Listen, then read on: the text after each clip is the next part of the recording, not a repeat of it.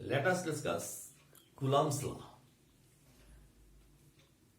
Coulomb's law states that the force of attraction between 2 point charges is directly proportional to the product of the magnitude of the charges and inversely proportional to the square of the distance between them.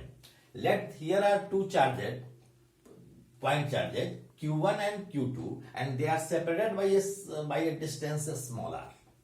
Then the force of attraction or repulsion between Q1 and Q2 is F is proportional to Q1 into Q2, and it is inversely proportional to the square of the distance between them. हम एक चीज को और ध्यान से देखें कि Q1 और Q2 पॉइंट चार्जेज हैं। एक्सटेंडेड ऑब्जेक्ट के लिए कूलम्ब्स लॉ वैलिड नहीं है। हमें स्फीयर के लिए चाहें या सिलेंडर के बीच की बात करें तो उसके लिए कूलम्ब्स लॉ वैलिड नहीं है। Coulomb's law is only valid for point charges. दूसरी बात, Coulomb's law is only valid for stationary charges, not for the charges moving. तो इस बात को हमेशा ध्यान देंगे कि the force of attraction repulsion between 2 point charges, यह जो पॉइंट चार्जेज हैं ये स्टेशनरी हैं, ठीक है, and is directly proportional to the product of the magnitude of the charges and inversely proportional to the square of the distance between them. When we combine these two, combining F is proportional to Q1 Q2 by R square, or F is equal to 1 by 4 pi epsilon naught Q1 Q2 by R square. Here 1 by 4 pi epsilon naught is a proportionality constant. In this constant you are familiar with pi, but you are not familiar with this epsilon naught. Epsilon naught is called permittivity of free space.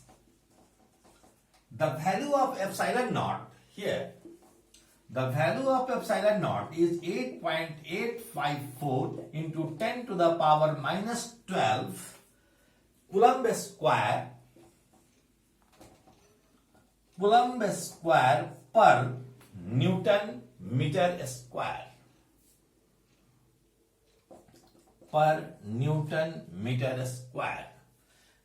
This is the value of epsilon naught, that is permittivity of free space. The value of 1 by 4 pi epsilon naught is 9 into 10 to the power 9 Newton meter square per Coulomb square. Okay, now we further proceed. F in vacuum is equal to 1 by 4 pi epsilon naught Q1 Q2 by R square. हमने F का value लिखा था 1 by 4 pi epsilon naught Q1 Q2 by R square. उसमें हमने epsilon naught का value लिया था permittivity of free space, हमने कहा था, उसका कुछ वैल्यू लिया था उस कांस्टेंट का। तो फ्री स्पेस होने के कारण हमने यह कांस्टेंट लिया था एप्सिलॉन नॉट। लेकिन यदि कोई मीडियम हो, दो चार्ज पार्टिकल के बीच यदि कोई मीडियम हो, ऐसी स्थिति में हम लिखते हैं force in medium is equal to 1 by 4 pi epsilon naught. Epsilon naught नहीं है, यहां एप्सिलॉन है सीधे, epsilon Q1 Q2 by R square. यहां एप्सिलॉन कहते हैं परमिटिविटी ऑफ गिवन मीडियम। यह कोई भी मीडियम हो सकता है, यह डस्ट हो सकता है, यह प्लास्टिक हो सकता है, यह माइका हो सकता है, कोई भी मीडियम हो सकता है। तो दिए हुए मीडियम में यह वैल्यू हुआ 1 by 4 pi epsilon Q1 Q2 by R square. यदि हम दोनों को डिवाइड करें, F vacuum by F medium, यह क्या होगा? यह हो जाएगा Q1 Q2 by R square, तो कैंसिल हो जाएगा, यह हो जाएगा epsilon by epsilon not. Permittivity of the given medium divided by permittivity of free space. इसी यह दोनों का रेशियो बराबर है force in vacuum divided by force in medium. इस दोनों चूंकि कांस्टेंट है, इस कांस्टेंट के रेशियो को हम डाइइलेक्ट्रिक कांस्टेंट कहते हैं और इसको हम K से इंडिकेट करते हैं, स्मॉल k से इंडिकेट करते हैं। इस K को हम कहते हैं dielectric constant of the medium. इसको हम कभी कभी एप्सिलॉन r से भी इंडिकेट करते हैं, यानी इसको हम relative permittivity of the medium भी कहते हैं। एप्सिलॉन r को हम कहते हैं relative permittivity of the medium. तो जरा सोचें कि हम किसी मीडियम के डाइइलेक्ट्रिक कांस्टेंट को कैसे डिफाइन कर सकते हैं। Dielectric constant of a given medium may be defined as the force between 2 point charges in vacuum to that of the force between 2 charges in a given medium। इसी दोनों ratio को हम dielectric constant कहते हैं। इस बात को आप ध्यान रखेंगे, या यह एप्सिलॉन बाई एप्सिलॉन नॉट के को कहते हैं, या F vacuum by F medium को हम के कहते हैं, या एप्सिलॉन आर कहते हैं। हम यदि वेक्टर फॉर्म में लिखना चाहें, सपोज कीजिए कि हम कूलम्ब्स लॉ को वेक्टर फॉर्म में लिखना चाहते हैं, तो वेक्टर फॉर्म में लिखना चाहेंगे तो कैसे लिखेंगे कि F is equal to 1/4 pi epsilon naught Q1 Q2 by R square. यह वेक्टर फॉर्म में है तो हम यूनिट वेक्टर से मल्टीप्लाई करेंगे। ध्यान रहे कि सपोज कीजिए कि दो चार्ज था Q1 और Q2, दोनों के बीच का डिस्टेंस है R, तो दोनों पर जो फोर्स लग रहा है, Q1 के कारण Q2 पर जो फोर्स लगेगा या Q2 के कारण जो Q1 पर फोर्स लगेगा, वह force along the line joining the charges होगा, अर्थात इस डायरेक्शन में हम कह सकते हैं। और इस डायरेक्शन को हम यूनिट वेक्टर r से इंडिकेट कर सकते हैं, इसलिए इसको हम यूनिट वेक्टर r से इंडिकेट किए हैं। चूंकि आप जानते हैं कि वेक्टर r में be written as magnitude of r into unit vector r, इसलिए यूनिट वेक्टर r के जगह पर हम vector r by magnitude of r लिख सकते हैं। इसलिए हम f को ऐसे भी लिख सकते हैं कि this is 1/4 pi epsilon naught Q1 Q2 by r cube into vector r square पहले से था, r कैप के जगह पर हमने लिखा vector r by mode of r, तो एक मोड ऑफ r से मल्टीप्लाई हो गया, इसलिए यह r क्यूब हो गया। तो हम इस फॉर्म में भी फैक्टर फॉर्म में हम लिख सकते हैं। ठीक है। अब सपोज कीजिए कि 2 पॉइंट चार्जेस किसी मीडियम में रखा हुआ है जिसका डाइइलेक्ट्रिक कांस्टेंट K है। तो डाइइलेक्ट्रिक कांस्टेंट K है, मैंने बताया था अभी अभी कि एप्सिलॉन बाई एप्सिलॉन नॉट का वैल्यू K है, इसलिए हम एप्सिलॉन के जगह पर क्या लिख सकते हैं, एप्सिलॉन नॉट K।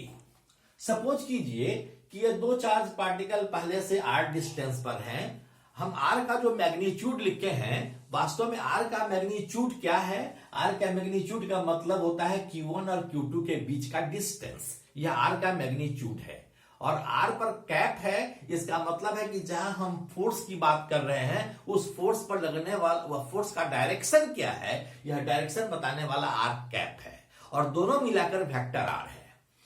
तो हम यहां देखें कि अगर मीडियम की बात करें कि यहां हम इस स्थिति में यहां क्या देख रहे हैं कि F in this medium is equal to 1/4 pi epsilon, epsilon की जगह पर हम एप्सिलॉन नॉट के लिखते हैं, एप्सिलॉन नॉट के Q1 Q2 by R square होता है।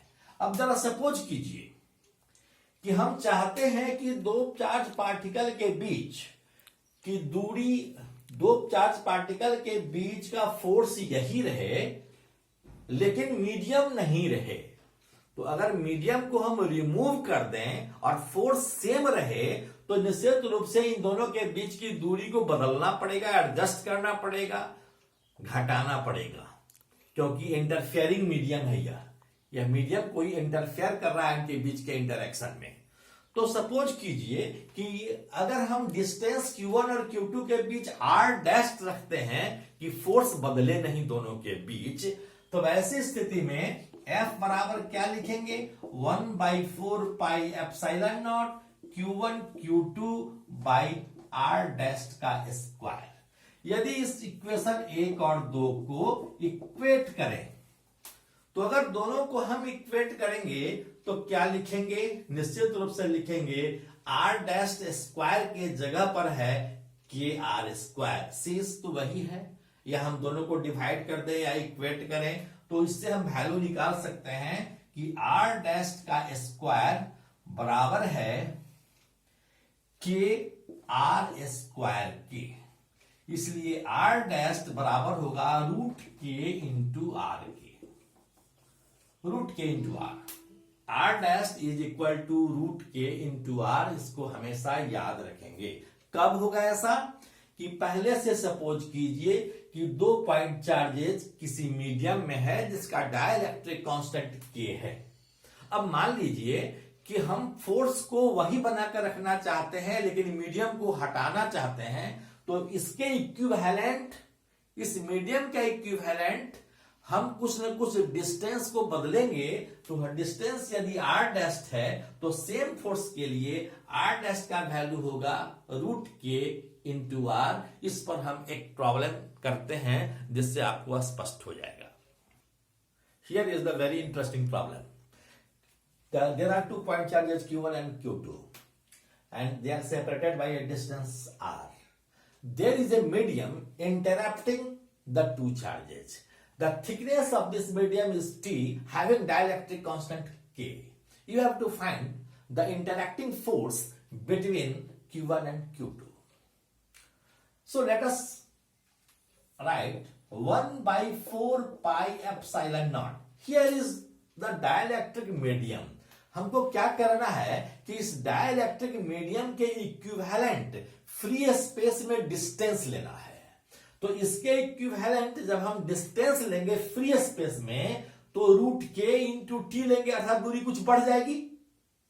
Root K into T distance से बढ़ जाएगी यह डिस्टेंस। तो हम केवल फ्री स्पेस की बात करते हैं। आप बता सकते हैं कि फ्री स्पेस क्या होगा। देखिए लिखते हैं F is equal to 1/4 pi epsilon naught Q1 into Q2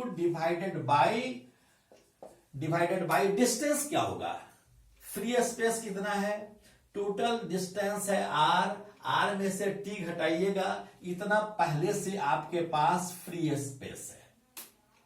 इसके बाद इसके इक्विवेलेंट फ्री स्पेस क्या होगा, रूट के इंटू टी, अभी हम लोगों ने पढ़ा है, तो plus root K into T. जो डिस्टेंस है इस डिस्टेंस के स्क्वायर के इनवर्सली प्रोपोर्शनल है, तो इसका स्क्वायर यहां हम दे देंगे। This is the force between these 2 point charges. तो हमको कुछ लिमिटेशंस, मैं लिख नहीं रहा हूं, आपको समझना है। There are some limitations in Coulomb's law. What are the limitations? First, the two charges must be point charges or charge particles. 2 charge जो है हम जो लिए हैं एक्सटेंडेड ऑब्जेक्ट नहीं है बल्कि पॉइंट चार्जेज है। इसको बार बार मैं रिपीट कर रहा हूं। सेकेंडली, कि दोनों चार्ज स्टेशनरी होना चाहिए, यह 2 लिमिटेशन है। और तीसरी बात भी याद रखेंगे कि जब 2 चार्ज पार्टिकल के बीच फोर्स लगेगा तो फोर्स का जो डायरेक्शन होगा along the line joining the 2 charges. दोनों चार्जेज का लाइन जो ज्वाइन कर रहा है उसी के along या तो फोर्स ऑफ रिपल्सन होगा या फोर्स ऑफ अट्रैक्शन होगा, depending on whether these charges are dissimilar in nature और similar in nature. Okay, thank you very much.